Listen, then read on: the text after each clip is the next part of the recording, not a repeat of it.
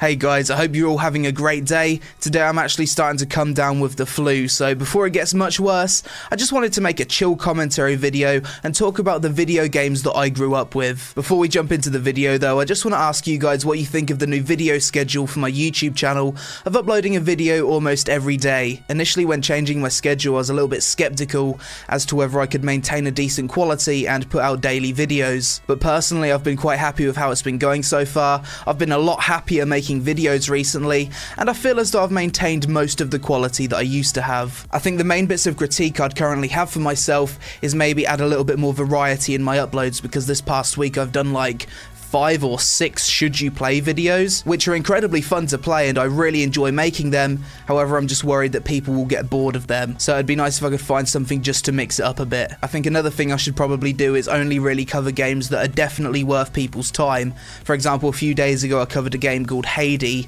which I thought was quite a shit game and would only really appeal to a very niche audience. I think my time could have been more better spent covering something that was less of a joke game that would appeal to more people. But regardless, I'd love to hear your feedback in the comments below. But just to jump into the topic of this video, the very first game console I remember ever having was the Sega Mega Drive, otherwise known as the Sega Genesis. I'm pretty sure this console was released before I was even born, and the game that I most vividly remember playing on it and loving the most was Sonic the Hedgehog 2. I played the shit out of Sonic the Hedgehog 2 for years and years, and I never actually managed to beat that game. I think I even continued to play that game after the PlayStation 1 was released, as there was a Sega Mega Drive at my grandma's house and there wasn't really much else to do when going to visit, so I'd just play that. The reason why I never actually completed Sonic the Hedgehog 2 despite years and years of trying is that on the Sega Genesis there was no external memory card feature. The games that did have save functionality would save the data to the cartridge, and many platformers that could be completed in a matter of hours just didn't have that functionality whatsoever. So if you lost all your lives, you'd have to completely start again, and this is why I struggled so much with Sonic the Hedgehog 2. I'd always get to the last level with a few lives only to get fucked by the boss at the end and have to start all over again. This also caused me to experience my first ever gaming rage, where I took the cartridge out of the console and threw it across the kitchen because I was that fucking angry. Needless to say, my parents weren't impressed and I was therefore banned from playing it for a while. Another game I absolutely adored on the Sega Genesis was Disney's Aladdin. Before recording this video I went on YouTube and found some old footage of that game, and to me it still seems like a really good platformer even today, and the soundtrack of that game was just fantastic. Other than that, I can also remember spending a lot of time playing a bike racing game called Road Rash, which I remember being fucking awful at. There used to be cop cars in the middle of the road and I would always crash into them and get really angry. My real obsession with gaming, however, didn't really begin until I eventually got a PlayStation 1. A list of games that I spent a substantial amount of time playing on PlayStation 1 goes as follows: Final Fantasy VIII, Crash Bandicoot 1, 2, 3, and Crash Team Racing, as well as Crash Bash, Spyro the Dragon 1, 2, and 3, fucking loved those games, Metal Gear Solid, Tekken 3, Driver 2, Mortal Kombat, Harry Potter and the Philosopher's Stone, Rapid Reload, Colin McRae Rally, Gran Turismo 1 and 2, Tony Hawk's Pro Skater 1, 2, and 3, and Matt Hoffman BMX. The Tony Hawk's Pro Skater series had such incredible soundtracks, and I still have a lot of the music featured in those games in one of my Spotify playlists labelled as Nostalgia. To be honest, I think the Tony Hawk series was the first set of games that really introduced me to punk and metal, a genre of music that I still really love to this day. The PlayStation 1 was also where I experienced my first ever horror game. One day I was feeling really sick and I had the day off school, so mum, feeling sorry for me, went to the video game store and brought me Resident Evil 1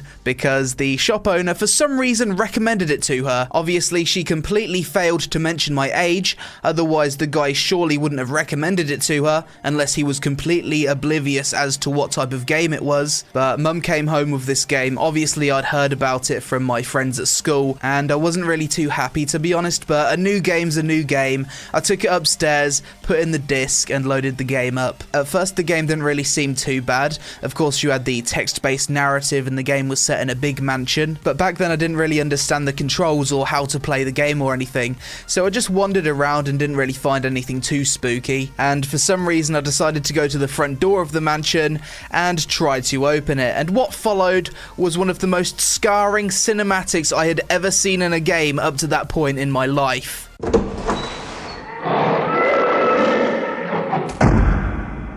I know by today's standards it really doesn't look that scary, it actually looks quite hilarious, but back then this cinematic scared the fuck out of me as a kid, and it gave me nightmares for weeks upon weeks. After seeing the cinematic, I immediately turned the game off, left the room in tears, and my mum actually returned the game and got me something a little bit less scary. But that was my first ever experience playing a scary game on PlayStation 1. I do remember going around a friend's house back then and watching them play Silent Hill 1, but I didn't actually play that game myself. I was too much of a pussy at the time, so I just sat on the couch holding my face with a pillow. But yeah, I really wasn't all that great with horror games. To be honest, I'm still not very good with horror games, as many of you know from the few times I've actually played horror games on my channel. Oh, there's a spooky sound, dude. Fuck off! As I mentioned earlier, I played Final Fantasy VIII on PlayStation 1. This was my first ever Final Fantasy game, and going into it I had no idea what to expect, and initially playing it I found it extremely confusing. But eventually, as I played it more and more, I got really into the story. I leveled up my garden fighters to be really high level, and was overall just having a fantastic time playing this game. As some of you may or may not know, Final Fantasy VIII actually consisted of 4 separate discs. It was a pretty damn big game, and I remember once I got about halfway through disc 2, I had disc read error, so I couldn't actually progress any further. My solution to this was to attempt to clean the disc with a substance known as Brasso. It's basically the stuff you put on brass to remove scratches. For some reason it had worked on a few other PlayStation games I had in the past, and I thought it would work with this one. My mistake, however, was giving the disc to my dad and getting him to do it. He applied the Brasso to the disc, then proceeded to clean it with a dry cloth, and then of course the disc fucking snapped. I was absolutely gutted because at the time I was really into this game and I really wanted to see how the story played out, and I couldn't even find a replacement version of this game. I checked everywhere. I think we even looked on eBay when that was a new thing and we had a dial-up internet connection, but alas, no luck, and the Final Fantasy VIII dream had died. Needless to say, I was very, very pissed off with my dad for a good few weeks after that. I obviously played a lot more PlayStation 1 games than I mentioned earlier, but those were the ones that I've just had the fondest memories of, and I'm pretty sure I have a story for each and every one of those games. But if I was to tell all of those, then we'd probably be here for about an hour. As the era of the PlayStation 1 started to come to an end and the Sony PlayStation 2 was announced, me and my younger brother spent the entirety of that year begging mum and dad to buy us a PlayStation 2. I don't think we got one right away because they were really expensive at first, but the Christmas after the first initial release, me and my younger brother went downstairs. We had just said to mum and dad, we don't want anything else except a PlayStation 2. Don't give us any other presents, just give us a PlayStation 2, that's all we want. We proceeded to open up all of our Christmas presents. There was a few of them which were box shaped, which kind of looked like they could be PlayStation 2s. But no PlayStation 2 could be seen, and we was both a little bit disappointed, and I think mum and dad could both tell, but just as it seemed as though all hope was lost, mum said to me, Craig, what's that in the middle of the Christmas tree? We searched the Christmas tree and there was a note. Mum and dad basically laid out a treasure hunt for us with a series of notes leading us to our final present. Eventually it led us to a box-shaped present hidden away in the garage, and it was written to both me and my brother. We took the box, we laid it down on the living room floor and opened it, and of course it was our beloved Sony PlayStation 2, the thing we'd been begging for about a year at this point. I just remember the excitement we both had. I think we was both screaming. My younger brother was half in tears at the time. I can't remember ever being that happy at any point in my life. The only game we actually got with our PlayStation 2 was a game called Burnout, a game that eventually went on to make a series of games. I was obsessed with this game. I was just blown away by the gameplay, the graphics, and just how fast the game was. I absolutely adored it. And over the years, more Burnout games were released, and we also picked those ones up. Burnout 3, I think, is my favourite racing game of all time. The soundtrack was just incredible. I think it has the best gaming soundtrack I can actually think of at this point in time. It just had such a great mix of metal, punk, and rock, and the game's gameplay was just incredible. It was so much fun. I sunk hundreds of hours into that game, and I can imagine the gameplay still holding up relatively well even today. A few other PlayStation 2 games that I have really fond memories of are the Hitman series, Devil May Cry 1. I tried Devil May Cry 2, but I didn't really like it as much as 1. A game called Bully, Final Fantasy X, Resident Evil 4, I actually managed to grow some balls and complete that game. Metal Gear Solid 2 and 3, absolutely adored those games, complete masterpieces in my opinion. Prince of Persia, The Sands of Time, The Warriors, the Need for Speed series, Manhunt, a game that was actually banned in some places as I remember. I still continue to buy all the Tony Hawk series, Tony Hawk's 4, Underground 1 and 2, as well as Project 8, which is the last Tony Hawk's game I've ever played. Driver 3, Timesplitters 2 and 3, adored Timesplitters 3. Me and my brother would play that co-op all the time, either just playing against bots or against each other. We had so much fun with that game. Gran Turismo 3 I played a lot of. I remember that there was endurance races in those games which took hours and hours to complete. However, once you completed them, you had a chance to unlock the best cars in the game. I remember me and my younger brother taking turns during those races. However, other times I just couldn't be bothered. However, I still wanted to unlock a car, so I would just pay off my younger brother using my pocket money to do it, and he would hate that.